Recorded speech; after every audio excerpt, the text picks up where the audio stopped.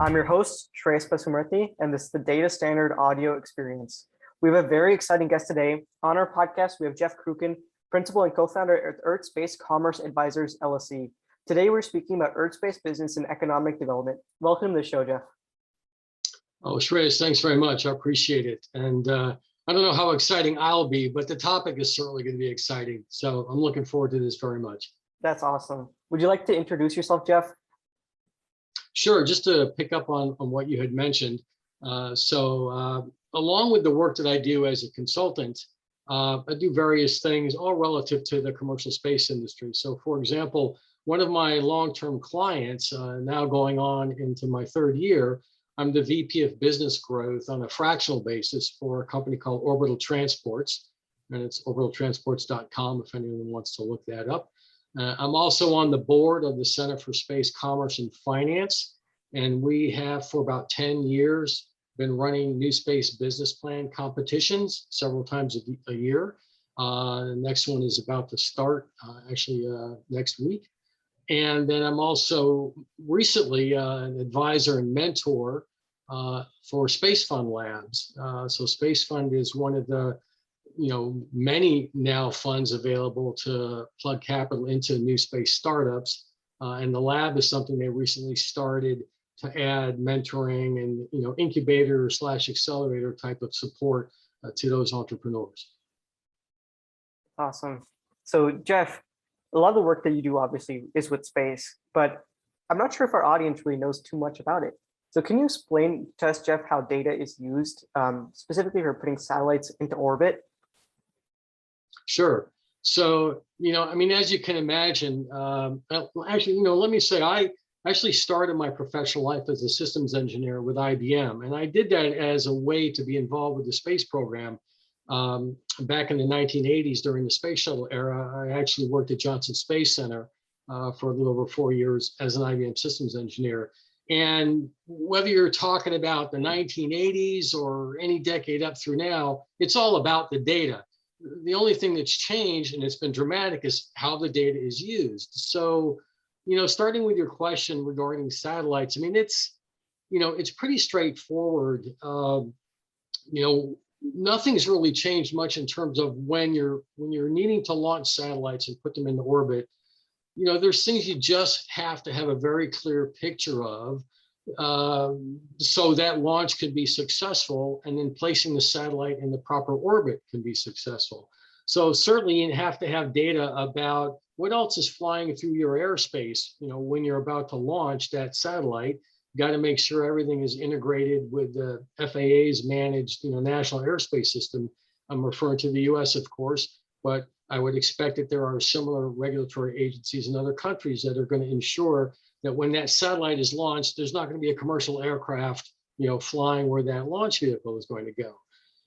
But also, even before the launch, what's the weather going to be like? And people may not think much about, what do you mean weather in space? And right, there's no wind, there's no rain, there's no snow, but you have solar storms, coronal mass ejections coming from the sun, wreak havoc with radio frequencies and communications and various kinds of sensors and so forth. And that can cause difficulties with positioning the satellite in the right orbital slot. One thing that's probably become, not probably, I would say definitely become more of a challenge over the last decade or so, and is going to grow as far as a challenge, given the significant number of satellites that are being launched into orbit and will be over the next 10 years or so, the idea of where is everything else in orbit in relationship to where you want your satellite to be. And then once you place your satellite in that orbital slot at a given altitude, for example, and then when that satellite is in motion around the Earth, there's thousands of other assets in space, mostly satellites now, but that's going to change over time as well. So data is going to be very important for managing all of that. And how does that data differ from use cases to track and identify satellites, as opposed to just putting them into orbit? Sure. So of course, once you get it there, then, right, you're launching it for a reason, right? You have something you want to do with that satellite, whether it's Earth observation looking down or monitoring activity of other satellites in orbit. So one thing that's really driving the last part of what I just said is, and I think we'll talk about that a little bit later, is there's obviously significant interest now from a national security and national intelligence perspective. What are other countries doing with their satellites in orbit? Are they potentially a threat? And there's also the issue of space debris, which we've been hearing a lot about lately. And that is going to become an increasing challenge, is to make sure these satellites don't collide with each other. So that becomes very important once you get the satellite in orbit. And that's just the use cases wrapped around the motion of that satellite, the use of the satellite, the kind of data it's going to gather. But then once that data is gathered, then you turn to the question of the use cases driven by who's the end user of that data. What do they want to do about with that data, whether it's from a commercial, purely business perspective, or a national security, national intelligence perspective. And then you really start to see a blossoming of how data is being used. Because there's been a big shift recently towards more commercial spaceflight and things like that. But how have agencies like the US Space Force and the US government and those different intelligence agencies impacted the use of satellite data? And how do you expect this to continue in the future? You know, I just thought of something shortly before we started talking. I thought I'd have a couple of graphics ready. If I can share my screen, is that all right with this is an initial architecture in terms of how the US Space Force is imagining tracking every asset in orbit, no matter who it belongs to. And the other thing I want to emphasize is the US Space Force is not only thinking about how to observe everything in orbit and what's in the air, on the ground, or at sea, but is also looking now outward toward the moon, between the Earth and the moon, what's called cislunar space, because the expectation is there will be satellites, space vehicle, space stations that will be operating between the Earth and the moon. So one thing I want to point out, if you look at this graphic here, look how many times the word data is here, right? I mean, this is all about gathering data, sensing different assets in space, and managing the use of that data, whether it's for tactical warfare uses or more strategic, without going into details. But the point I want to make here, actually 2 points I want to make here, is look at the complexity of this architecture, which simply cannot happen without gathering, collating, analyzing, and distributing vast amounts of data. And again, what I was saying earlier, if you just quickly look at this, how many times you see the word data and how relevant it is to being able to identify and track assets in space. And of course, as I said, on the Earth, in the air, and on the ground, at sea. I wanted to give a visual answer, at least as a beginning to the answer of your question. So tell me, Shreyas, do you want me to dig into any more aspects of that, or shift to a little bit of some other examples of how data is being used, more on a commercial side, a government side? Where would you like this to go? I guess more towards like a government side. I'm just thinking like from a transitions perspective, right? We just did a slideshow, and in there you just talked about how data is used a lot. So then maybe we can go in and start again about how the government agencies impacted this use of satellite data. Okay. Yep. Okay. Certainly the greatest impact would be the demand for data.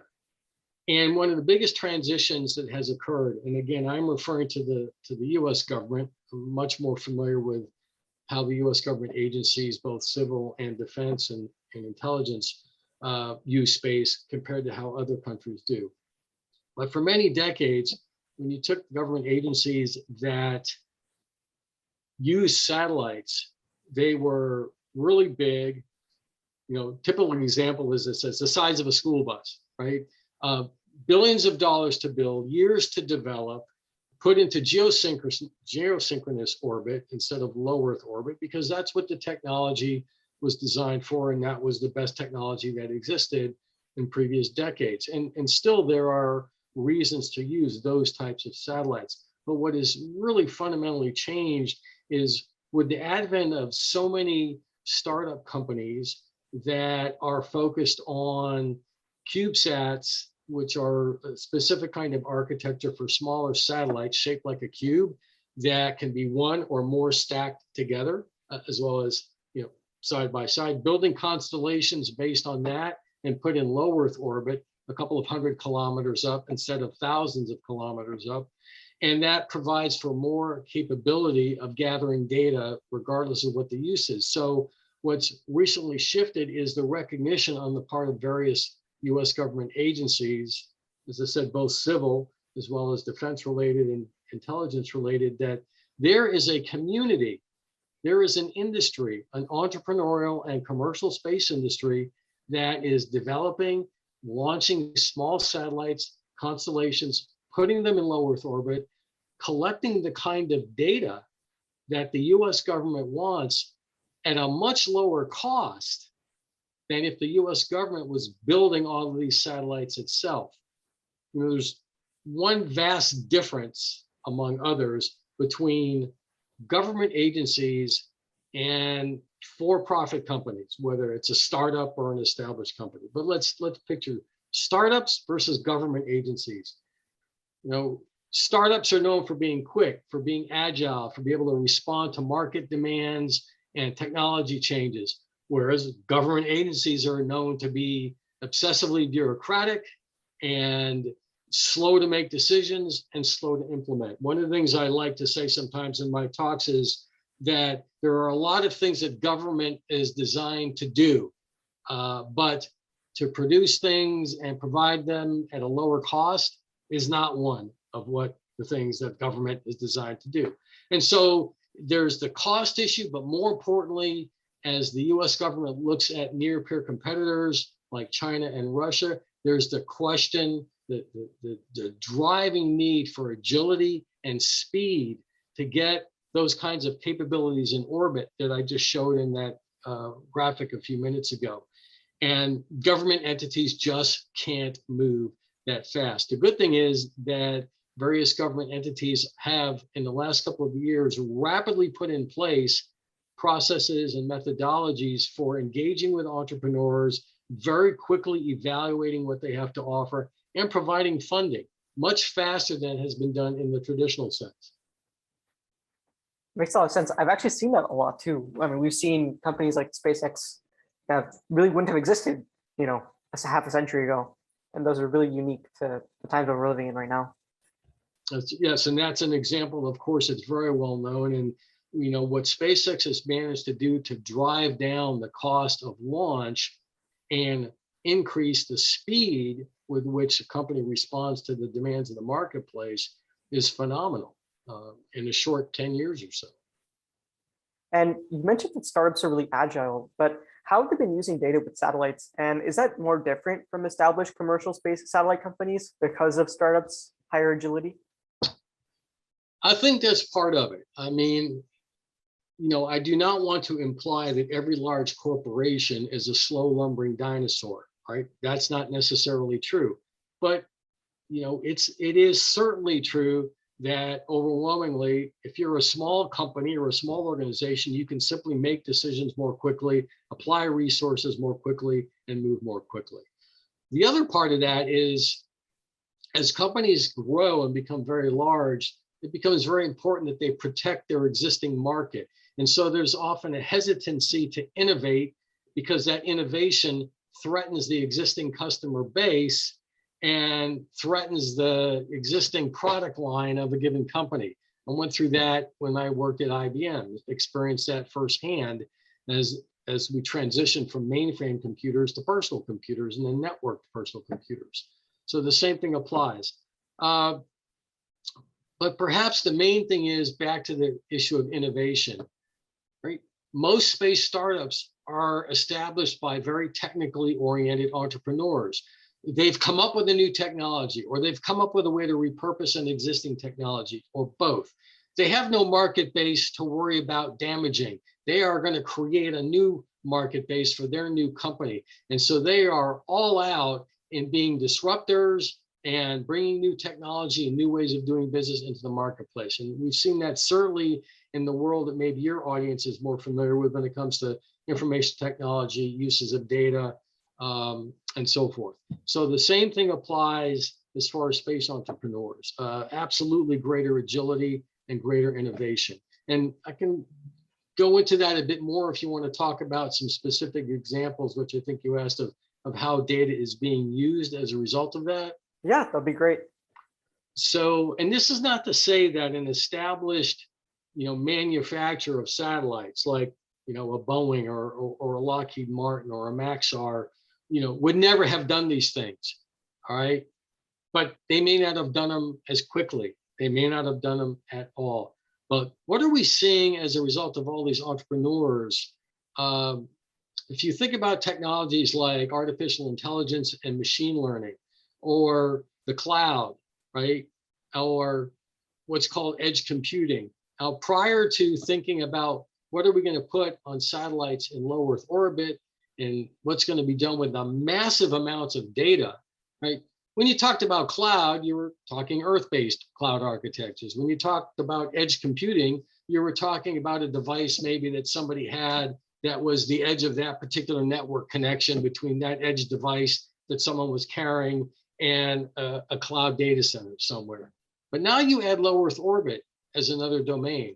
And there are companies that are developing edge computing, microprocessing, and software technology that will go on those satellites in orbit. The idea is building a data cloud in space to transmit to data back and forth, not only between satellites, but between satellites and UAVs or other systems on the ground.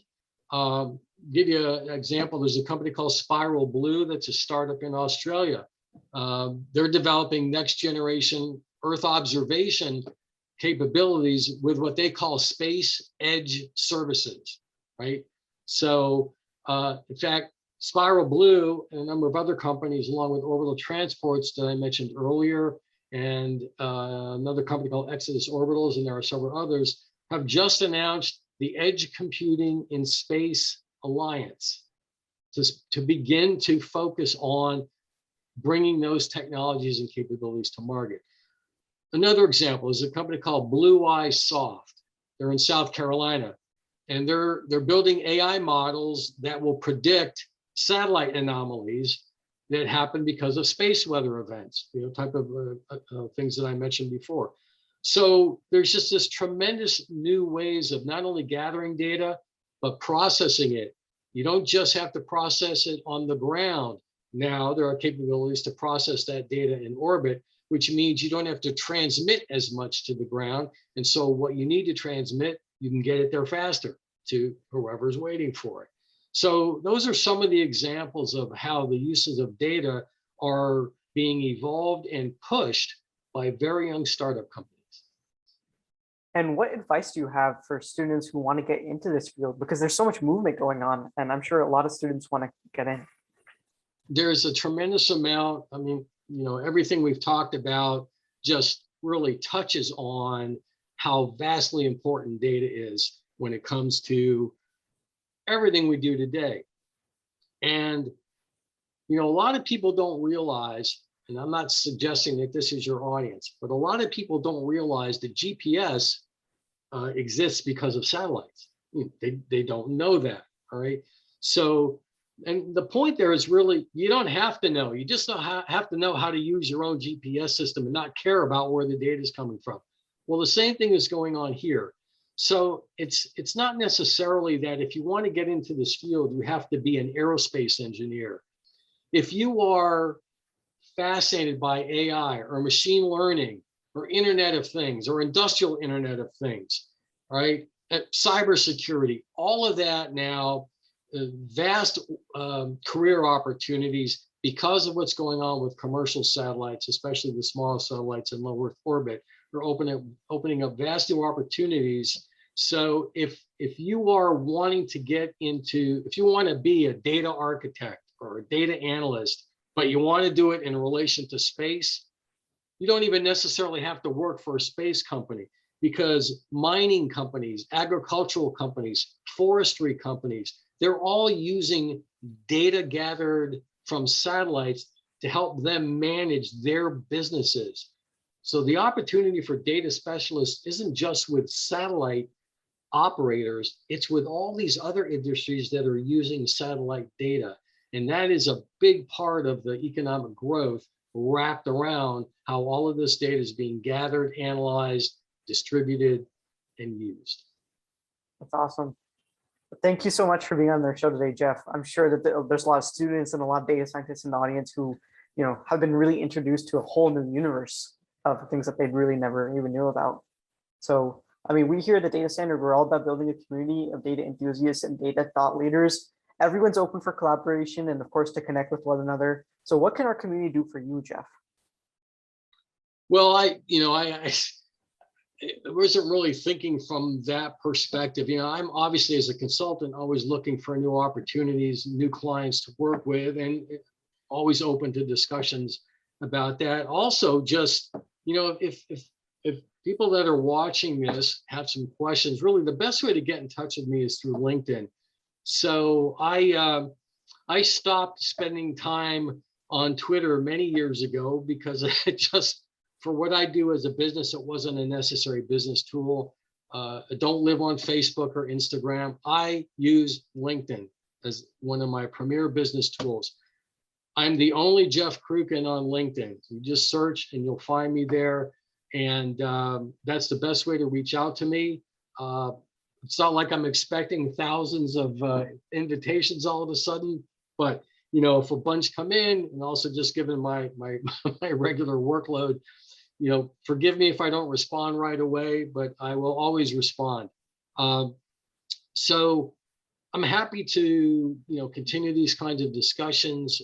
As I said before, when we started recording, there's a college student in California that I talk with on a regular basis, and I do mentoring and such. Obviously, I only have limited time to do that. And certainly, if one of your listeners, I guess I should say watchers versus listeners, works at a company that has been trying to figure out, well, how do we make use of this brand new way of using data thanks to space entrepreneurs, and is looking for a consultant that can help with that? Obviously, I'd love to have that kind of conversation as well. Awesome. So thank you for asking. And for more information on the Data Standard, everyone, you can also find us at www.datastandard.io, as well as on our LinkedIn and YouTube channel. Thanks again for joining us on today's episode, Jeff. And I hope that the audience got a lot of great insights from what you talked about today. No, it was my pleasure. This is a topic I love talking about. I mean, for me, it blends, two passions I've had for decades, which is information technology. As I said, that's where I started my professional life, in space, and this combines both. So thank you very much for giving me this opportunity to talk with whoever is out there watching, and thank you for watching. Yep. Thank you for watching, everyone. Bye-bye.